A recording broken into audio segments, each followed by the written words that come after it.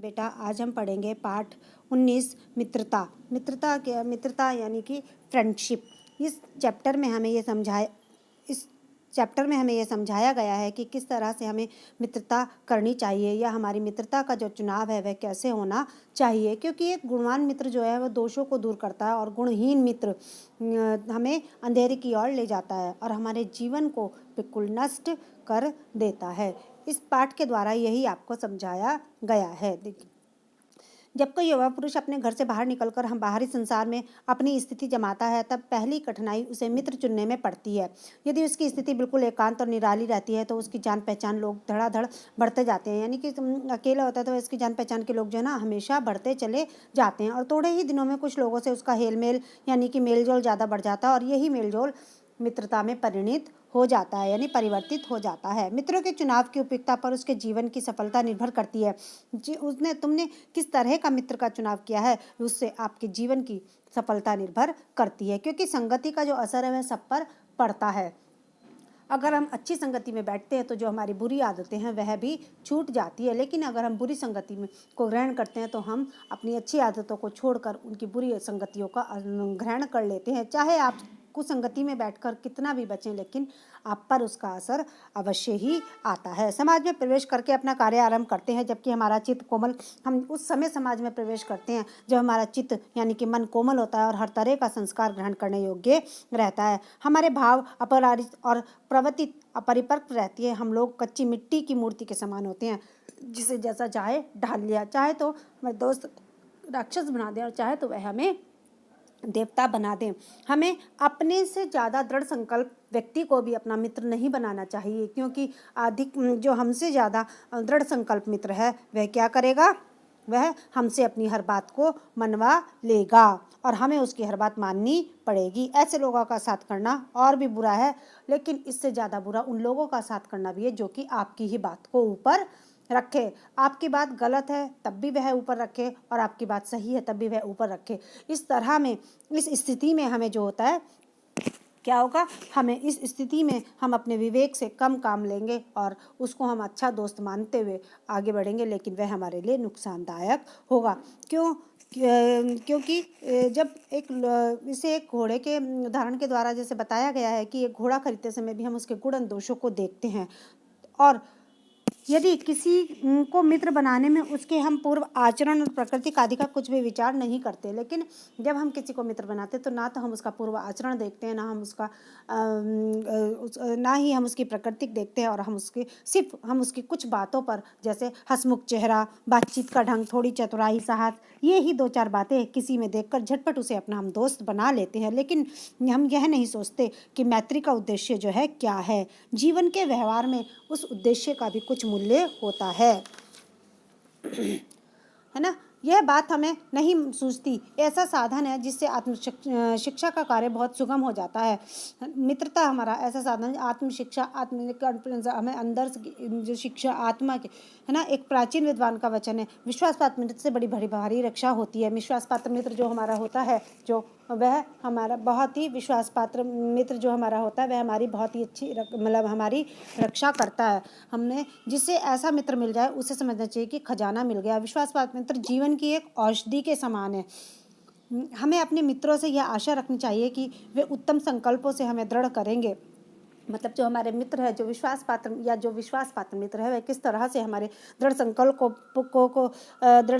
जो है ना हमसे करेंगे, हमें दृढ़ संकल्प के लिए प्रेरित करेंगे और हमें दोषों और त्रुटियों से यानी कि हमें जो गलतियां हम करते हैं उनसे बचाएंगे, हमें सत्य और पवित्रता और मर्यादा के प्रेम को समझाएंगे और हमें उत्तमता पूर्वक जीवन निर्वाह करने में हमारी सहायता करेंगे। छात्रावास में तो मित्रता की धुन सवार रहती है। छात्रावास यानी कि हॉस्टल, जब बच्चे बाहर पढ़ने जाते हैं तो वहाँ पर तो हॉस्टल में जो उनके मित्र होते हैं, जो उनके संगी साथी होते हैं या जो वहाँ हॉस्टल में रहते हैं, उन सबको तो किसकी मित्रता की, क्योंकि वे सब उनके मित्र ही होते हैं। उन्हें मित्रता हृदय से उमड़ पड़ती है। मित्रता यानी कि अंदर से हृदय से उमड़ती है।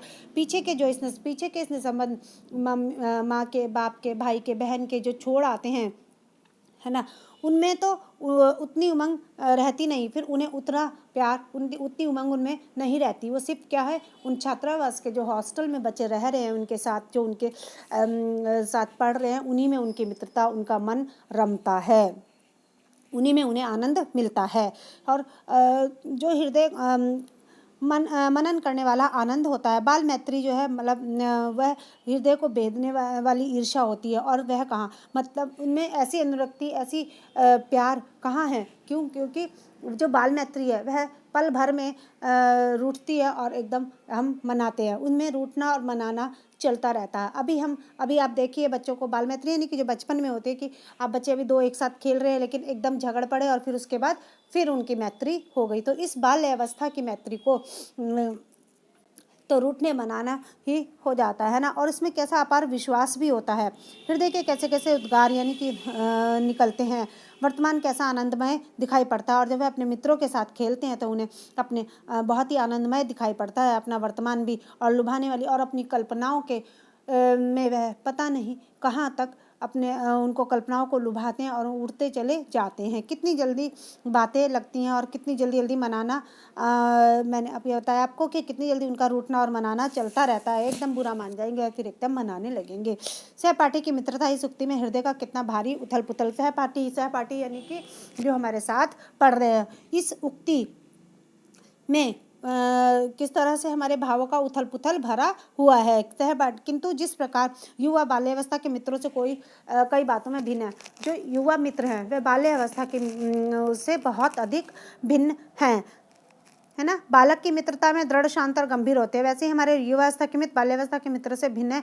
मैं समझता हूँ मित्र चाहते हुए बहुत से लोग मित्र के आदर्श की कल्पना मन में करते होंगे। सभी लोग सोचते होंगे हमें ऐसा मित्र चाहिए, हमें ऐसा मित्र चाहिए, या मेरा मित्र ऐसा होना चाहिए, इस तरह से सभी कर। लेकिन हमारा काम जीवन के झंझटों में चलता नहीं है। सुंदर प्रतिमा, मनभावी चाल, स्वच्छंद प्रकृति, यही दो चार बातें हम मित्रता में देखते हैं। पर जीवन संग्राम में साथ देने वाले मित्रों में इनसे कुछ अधिक बातें चाहिए होती है। मित्र केवल उसे नहीं कहते जिसके गुणों की तो हम प्रशंसा करें, पर पीठ पीछे उसकी हम बुराई करें, है ना।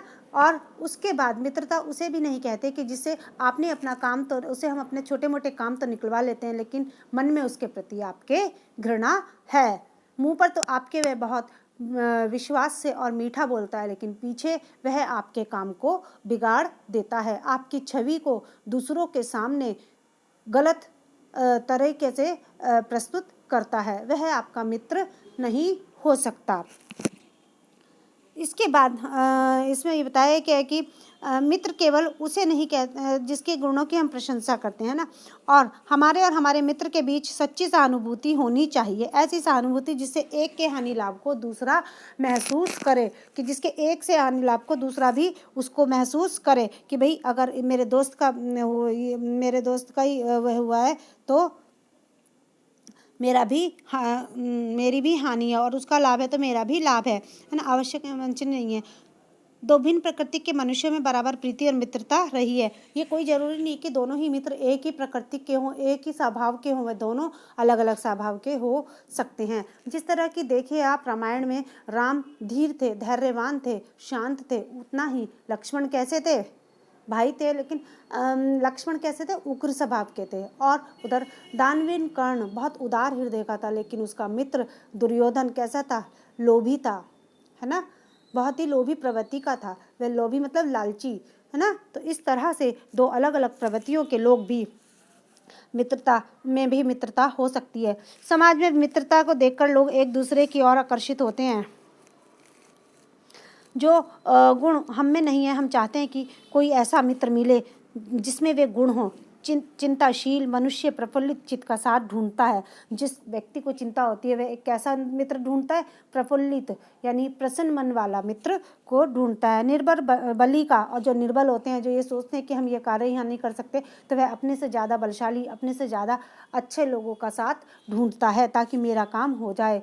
धीर उत्साही का ढूंढता है। तो इस तरह से नीति अकबर मन बहलाने के लिए किसे देखता था, है ना, चंद्रगुप्त युक्ति और उपाय के लिए चाणक्य का मुंह ताकता था। चंद्रगुप्त हमेशा किसके लिए चाणक्य का मुंह ताकता था, और बीर अकबर जो है अपने दरबार में मन बहलाने के लिए या नीति विशारद के लिए, यानी कि नीतियों को निश्चित करने के लिए किसका, बीरबल का साथ लेते थे, है ना, बीरबल को देखते थे। मित्र का कर्तव्य इस प्रकार बताया गया, उच्च और महान कार्य में इस प्रकार सहायता देना, मन बढ़ाना और साहस दिलाना कि तुम अपनी निज की सामर्थ्य से बाहर का काम कर जाओ, ये कर्तव्य उसे पूरा करता है। दृढ़ चित्त होना चाहिए, सत्य संकल्प होना चाहिए। जो बात ऊपर मित्रों के संबंध में कही गई है वे जान पहचान के लोगों में भी कही गई है, ठीक है। जान पहचान के लोग ऐसे हों जिनसे हम कुछ लाभ उठा सकते हैं, जो हमारे जीवन को उत्तम और आनंदमय करने में कुछ सहायता दे सकते हो, यद्यपि उतनी ही नहीं जितनी गहरे मित्र दे सकते हैं। मनुष्य का जीवन थोड़ा है, उसमें खोने के लिए समय हमारे पास नहीं है। मान लीजिए हमें काका गागा यानी सभी लोग जानते हैं, जान पहचान के लोग हमारे क्या करते हैं, जान पहचान के लोग अगर हमें ठाड़स नहीं बना सकते, ना कोई अच्छी बात बता सकते, ना हमें अच्छे मार्ग पर चला सकते हैं, तो वह एक गलत कार्य होगा, है नहीं। तो हमें उनको रखने से या उनसे संबंध रखने से कोई भी लाभ नहीं है। जान पहचान के लोग सिर्फ क्या करेंगे, वह आपके भोजन के निमंत्रण को स्वीकार करेंगे, आपके साथ सैर सपाटा भी करेंगे, आपके साथ थिएटर भी जाएंगे, लेकिन वे क्या हैं, वह आपके मित्र नहीं, वह आपके सिर्फ कौन है, जान पहचान के लोग हैं। और ये ऐसे लोग होते हैं जो कि अमीरों की बुराइयों और मूर्खता की नकल किया करते हैं, गलियों में ठट्टा मारते हैं, सिगरेट का धुआं उड़ाते हैं। ऐसे दोस्तों से, तो ऐसे नवयुवकों से पढ़कर शून्य निशार शोचनीय जीवन किसका होगा। ऐसे जो मित्र है वह बहुत ही शोचनीय, यानी कि हमें बहुत ही एक नीरस जीवन की ओर लेकर चले जाते हैं। मनोहर उक्ति वाले कवि हुए, सुंदर और मनोहर उक्ति वाले कवि, उनके लिए न तो संसार होता है, जो सुंदर सुंदर उक्ति वाले कवि हैं, न संसार होता है, न ये, है ना, और ना ही कोई अद्भुत कर्म कर गए, न बड़े बड़े ग्रंथकार हैं। हृदय में सात्विकता ही उमंगे उनकी उठती रहती हैं। कुसंग विचारों से, कुसंग से हमारा जो व्यक्तित्व है वह हमेशा ही नीचे गिर जाता है। मकदूनिया का बादशाह डेमेट्रियल कभी कभी राज्य का सब काम छोड़कर अपने ही मेल के 10-5 साथियों को लेकर विषय वासना में लिप्त रहता था। एक बार उसके दरबार में वह किसी बीमारी का बहाना कर अपने दरबार में चला गया और उसके पिता गए तो उन्होंने देखा कि एक हंसमुख जवान को कोठरी से बाहर निकलते हुए देखा। जब पिता उसके सामने गए तो उसने कहा, मुझे ज्वर ने जकड़ रखा था, ज्वर यानी बुखार ने। तो उसके पिता ने कहा, हाँ मैंने देखा है उस भयंकर बुखार को बाहर जाते हुए, यानी कि इस विलासिता में जब वह पढ़ा हुआ था तो उसने देखा है कि किस तरह से उसका बेटा नीति और सद्वृत्ति का ही नाश नहीं करता बल्कि बुद्धि का विनाश कर देता है। ये जो कुसंग का ज्वर होता है, कुसंग का जो बुखार होता है, इंग्लैंड के एक विद्वान को युवा अवस्था में राज दरबारियों में जगह नहीं मिली, इस पर जिंदगी भर वह अपने भाग्य को सराहता रहा। बहुत से लोग इसे अपने बड़ा भारी दुर्भाग्य समझते हैं, पर वह अच्छी तरह जानता था कि वहाँ वह बुरे लोगों की संगति में पड़ता तो उसकी आध्यात्मिक उन्नति में बाधक हो जाता है, यानी कि आध्यात्मिक उन्नति में वह बाधक बन जाता है। उसने कहा, बहुत अच्छी बात है अगर मुझे इन दरबारियों में जगह नहीं मिली है। लोग ऐसे होते हैं जिनके घड़ी भर के साथ से भी बुद्धि भ्रष्ट हो जाती है, क्योंकि उतने ही बीच में ऐसी ऐसी बातें कही जाती हैं जो कानों में पड़ती हैं और बुरी बात हमारी धारणा में बहुत दिनों तक टिकी रहती है। इस बात को प्राय सभी लोग जानते हैं। भद्दे एवं फूहड़ गीत कितनी जल्दी ध्यान पर चढ़ते हैं, यानी कि जो गंदे गीत होते हैं, जो भद्दे होते हैं, जो वे हमें बहुत जल्दी याद हो जाते हैं और अच्छे गीत हमें याद नहीं हो पाते हैं। ऐसे लोग जो कभी साथी ना बनाओ, जो अश्लील अपवित्र फूहड़ बातों से तुम्हें हंसाना चाहें, सावधान रहो। ऐसे लोगों से तुम सावधान रहो, तुम्हें अपनी चौकसी पूरी करनी हैगी। इस तरह से ये अभ्यस्त होते होते तुम्हारी घृणा कम हो जाएगी कि ऐसी जगह धीरे धीरे उन बुरी बातों से तुम्हारी घृणा कम हो जाएगी। पीछे तुम्हें उनसे चिढ़ न मालूम होगी, क्योंकि तुम ये सोचने लगोगे कि चिढ़ने की बात ही क्या है। तुम्हारा विवेक कुंठित हो जाएगा, तुम्हें भले बुरे की पहचान न रह जाएगी। अंत में होते होते तुम भी बुराई के भक्त बन जाओगे। अगर तुम्हारा एक बार कुसंग का साथ हो गया तो वह कभी छूट नहीं सकता है। तुम उस कुसंग में, उस दलदल में, जिस तरह से दलदल में पैर रखने से हम नीचे फंसते चले जाते हैं, उसी तरह कुसंग में अगर हम पड़ गए तो हम उस कुसंग के दलदल में नीचे गिरते चले जाएंगे, है ना। बुरी संगत की छूत से बचो। ये कहानी एक कहावत भी कही गई है कि काजल की कोठरी में कैसे हो सियानो जाए, एक लीक काजल की लागी है पे लागी है। आचार्य रामचंद्र शुक्ल ने ही कही है कि ये, ठीक है बेटा। अब आप कहिए, आचार्य रामचंद्र शुक्ल के द्वारा रचित मित्रता पाठ कंप्लीट।